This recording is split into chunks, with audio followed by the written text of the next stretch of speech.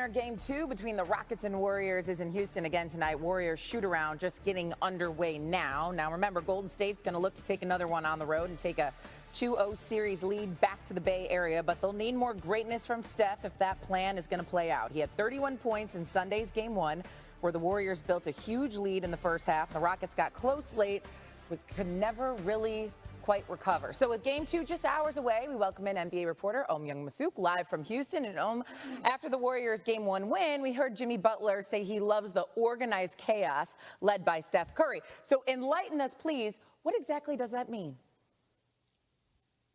Well, of course, the organized chaos is Mr. Curry, who, basically just runs miles and miles around the court, trying to fight his way through every screen, every grab, every hug, and then comes up with something insane like a falling out of bounds three-pointer like he did in the third quarter.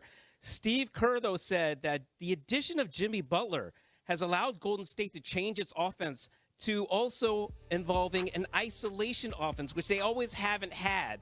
And so by that, he means we don't have to run 8 off-ball screens for, say, Clay or Steph in the past to get a good shot. We can dump the ball into Jimmy, play iso basketball, and he can make something happen. Of course, when Jimmy was asked about the organized chaos, he says he doesn't like turnovers like Steve Kerr doesn't like turnovers, but he said sometimes you got to take the good with the bad, the crooked with the straight, and he likes the organized chaos because it always bodes well for one player and usually bodes well for the Golden State Warriors. Yeah, well, so if Jimmy Butler gets more touches, the Rockets really have been putting a lot of pressure Steph's way. Maybe that would move the pressure a little bit. What are you hearing about Steph's game 2 approach against a very physical Houston defense?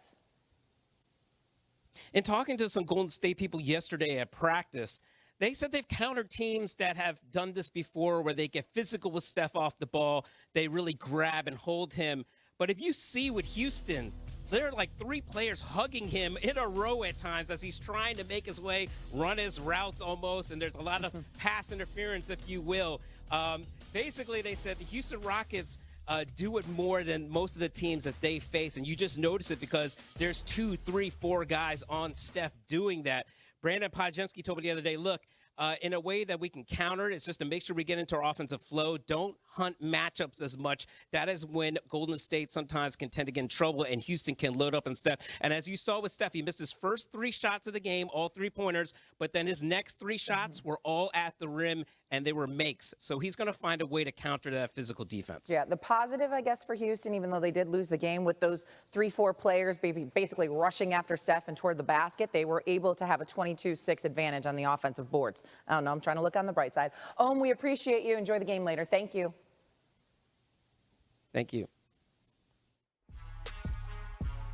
Meanwhile, elsewhere in the West, the Lakers are busy trying to sort out their response to a blowout loss against the Timberwolves in game 1. There you see Luka Doncic, who was busy and really is the majority of this highlight here as he drives inside, gets the soft mid-range step back to fall. Lakers by 8, then swing ball around. Doncic just splashing up very far beyond the arc 3. Doncic outscored the Timberwolves alone, 16-15 in the first quarter.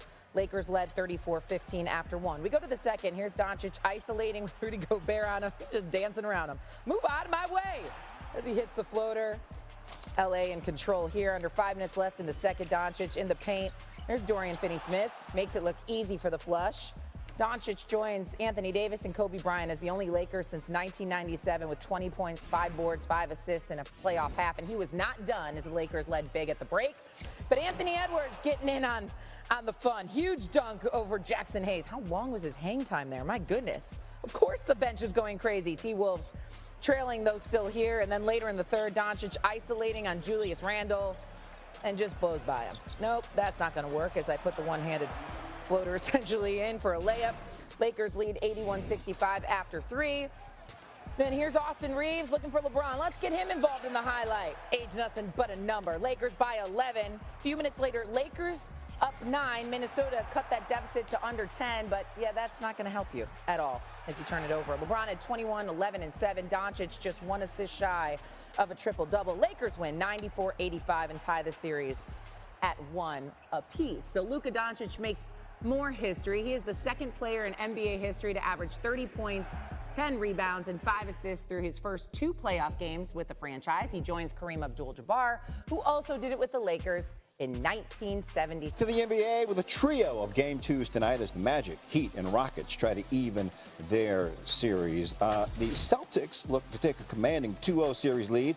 They're 55-2 all-time and going up 2-0, but they might have to get it done without Jason Tatum, who's doubtful due to a bone bruise in his wrist. The Heat looking to avoid falling to a 2-0 hole against the Cavaliers. 8 seeds are 1-58 all time when trailing 0-2. The 94 Nuggets, the only team to overcome that deficit and win. And after dropping a season-low 85 points in Game 1, the Rockets now have a must-win game against the Warriors tonight. Teams that dropped the first 2 games at home were just 6-52 all-time in those series.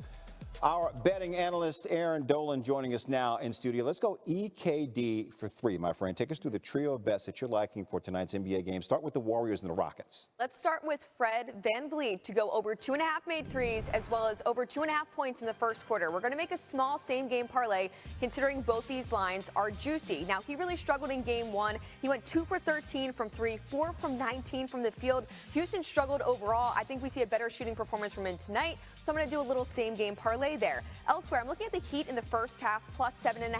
It's always about the situation. And in Game 1, I really liked Cleveland to jump out in the first half of the game. They were laying 7.5 points, and they only were up by 8 points at the half, so they just covered by the hook. I think Miami gives their best performance that they possibly can in the first half of this game. I don't expect them to do much in the second half, so I'll take the 7.5 points. And last but not least, Jaylen Brown, over 18.5 points tonight. He was relatively quiet in Game 1, only putting up 16 points. But if Jason Tatum ultimately is not going to be playing in this game against Orlando during the regular season, he had a 35-point performance with Jason Tatum sideline.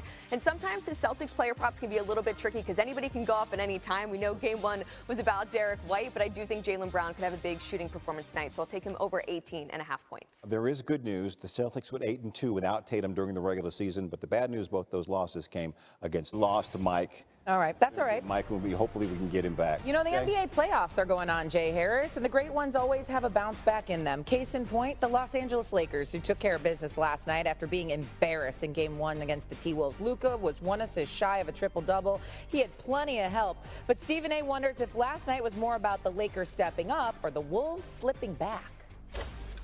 Man, you don't know which Minnesota Timberwolves team is going to show up. They look discombobulated. They look disorganized. They look chaotic. You're dribbling too much. You're not spreading the floor properly. You're not making the extra pass. You're not, and don't get me started with this shooting 5 of 25 from three-point range after the way they shot lights out in Game 1.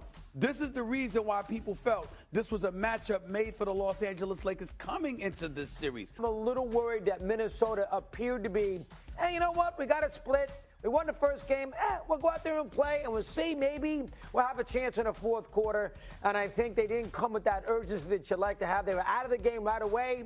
The game was not competitive after the first quarter. That's one of those playoff games. You watch the first quarter, you've seen it all. And what was alarming about last night's game is that he said he was confused by the defense the Lakers played on him. He said it was sort of a zone.